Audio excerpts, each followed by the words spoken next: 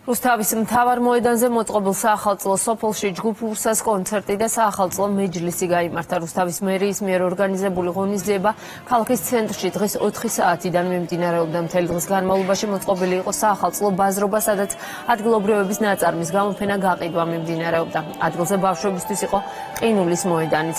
პატარების განწყობაზე ასევე იზრუნეს ზღაპრის გმირებმა და თოვლის ბაბუამ. ღონისძიება გრანდიოზული ფოიერვერკით დასრულდა. Rustavs gaumē! Et, all, sam, hey!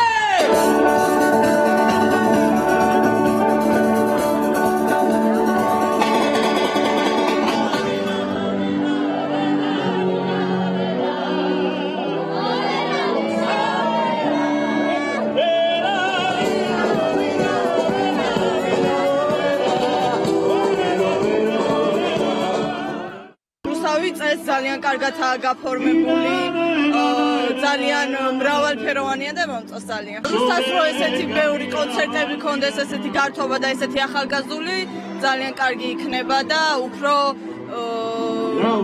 გასართობი იქნება რუსთავისთვის. მე მაგალითად ძალიან მომწონს.